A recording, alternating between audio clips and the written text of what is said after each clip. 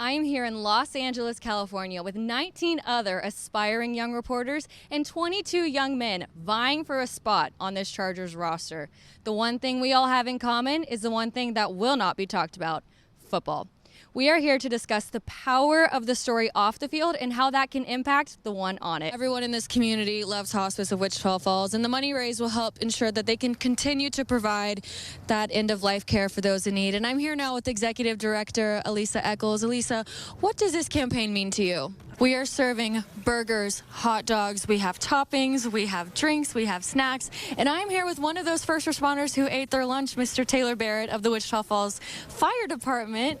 How was your lunch? Our team of the week comes from college ranks. They are extremely successful, continuing to assert their dominance both locally and nationally. This group has done something the program hasn't experienced in 6 years. NJ Baird with more about the Midwestern State men's soccer team. With the success Bryson has had this season, his sights are set on the 2026 U.S. Championships in Minnesota. If you watched, you know how crazy this game was. Entering the bottom of the ninth, the Rangers were down by 2 until Corey Seager hit a 2-run home run to tie the Diamondbacks. And the man of the postseason, Adolis Garcia, hit a walk-off home run in the 11th inning. The Rangers are now 3 games away from winning the World Series. As we enter Week 7 of the NFL season, Silver Star Nation's Mickey Spagnola shares how he believes the Dallas Cowboys should take advantage of their bye week. Time is running out for your chance to win free tickets to Texas Motor Speedway. This is our penultimate week, and then at the end we have a grand prize. All 36 weekly winners are put into a drawing. Seeing these kids care for their animals with such intent made me feel like a lazy dog mom. The Ragin' Cajun Cornhole Association is putting on a benefit tournament at the Young County Arena on February 4th. 1 year ago, the Wichita County District Attorney's Office decided they were going to prosecute those who sell fatal doses of fentanyl with murder. The Morrow family loves Halloween, but the scariest part is the cost of decorations. If she were to win, she would be the first member of Gen Z as well as the first Filipino American in the Texas House. Cheyenne Atlanta Carroll is the owner of Shylanta Studio. Get it? She wanted to be her own boss and renovated an old camper into her dream salon. Olivia Guzman has the story. Most professional soccer players probably don't anticipate interacting with fighter pilots as part of their job description. But for FC Dallas, a trip to Shepherd Air Force Base provided that opportunity. A sunrise boot camp in 20 degrees, military training taught them lessons they will take into their season. It really showed us how to become a team, how to be strong mentally. You know, we had to wake up at 4:30 and carry bags for 2 hours and do a lot of exercises. So it was tough on everyone, you know, mentally, physically. And so I know that the whole team is a little bit tired, but, you know, we take a lot from it. A familiar face to Wichita Falls soccer fans, former MSU soccer player Sebastian Venegas returned to Texoma. The class of 2021 Mustang grad is now on staff as FC Dallas's player care manager. My job is helping players relocate to the Dallas area. I am in charge of visas for our international players as well as for their families and our staff. So getting them into the country and then settling them in so that they can live the American way and work for us at the club. USA national team member Jesus Ferreira grew up watching his father play for FC Dallas. As a kid, his dad was his hero, and now as a professional himself, he's a hero for young boys all over the country, as well as here in Wichita Falls. Amazing. You know, you can see how much impact we have to the kids. They're out here in the freezing cold, just sitting around and enjoying practicing.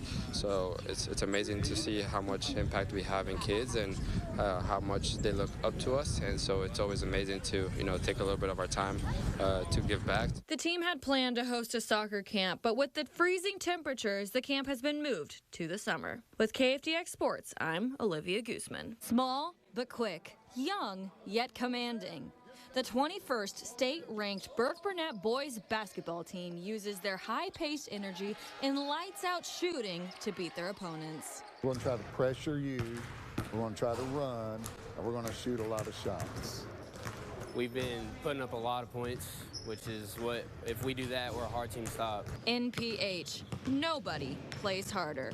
The mindset for this program and the Bulldogs culture is one of hard work and discipline. 15 on the roster, 15 teammates, 15 friends. We're all brothers, we're all friends. We're never arguing with each other. We always tell each other what's right, what's wrong. We're going to guide each other through school, help each other with schoolwork. We're always helping each other. Xavier Buford, Robert Ingram, and Aiden White. The Big Three, nicknamed due to their pretty basketball, clean shooting, and ability to outmaneuver their opponents. I got my shot down last year, and it progressed over to this year. And then we got Rob and O, and they help a whole lot because everyone has to stop us, and it's hard to stop three guys that can go get a bucket any time. Only sophomores, yet Ingram and White are talented and hungry to be the best. And described as cool, calm, and collected, Buford's silent confidence set the tone for the Bulldogs' attitude on the court. Having fun, take care of everything, and then wins take care of everything, too. Unselfish basketball. The Bulldogs are a we, not me program. No individuals, share the ball, just us together. This team-oriented mentality is best seen in what they call winning the 2-minute war. Subbing players every 2 minutes to maintain a fast press, outlasting their opponent's stamina and giving every guy a chance to see the court. And as you start seeing us share the ball more, we start scoring a lot more points.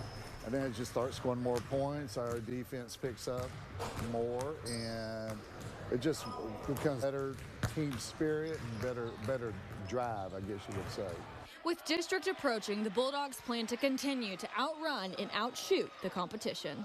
With your Team of the Week, I'm Olivia Guzman. The 2023 season did not go as expected for Midwestern State softball. The Mustangs finished the season 13th in the Lone Star Conference with a 12-39 record. This season, the Mustangs know they are the underdog, but they plan to use that to their advantage. We're obviously not ranked very high, pretty low on it, but that just gives us more of an edge to go in, and we're going to take people by surprise. No one's going to come in trying to pitch us with their ace, right?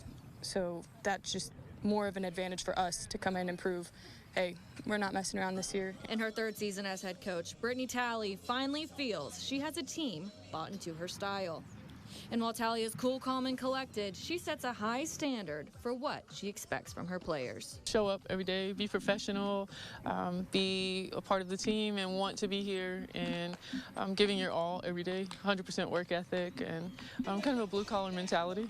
Midwestern State returns 19 players, including top hitters Kayla Bryant, Allie Monroe, Sydney Shimkus, and Jessica Roberts. A new player expected to perform is transfer Miranda Jimenez. The junior infielder earned a Gold Glove Award while playing at Division III Bethany College last year. Now, she's a player to watch in the Lone Star Conference. A familiar face staying in Texoma is Addie Lindemann. The holiday graduate was awarded Small School Female Athlete of the Year honors twice at the Next Star Sports Awards. Lindemann earned over 800 strikeouts in high school, making her a Lone Star Conference pitcher to watch. I'm so excited to get to play for my hometown. This team is just so important to me, and I hope I can just give everything I have every single game and every practice, and I hope they know that they can count on me and I can count on them any day. After being doubted in the preseason polls and by those around them, the Mustangs are determined to prove everyone wrong. They have a lot to prove. They want to prove their worth here on campus. They want to prove that they're worth it to the city and to the town, and that women's sports are worth the investment, and softball is worth the investment. Facing adversity is inevitable, and the Mustangs know their success relies on their response. Let's say someone hits a home run or we make an error.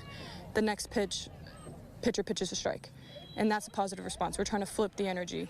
In the game of softball, the energy kind of goes up and down crazy, and once that tide switches, that's your chance to kind of take on some runs or play your best defense. We didn't want to be an easy win for any other team. Like, we're going to fight until the last ball is played. The Mustangs are aiming for a spot in the conference tournament where the top 10 teams qualify. With your Midwestern State softball preview, I'm Olivia Guzman.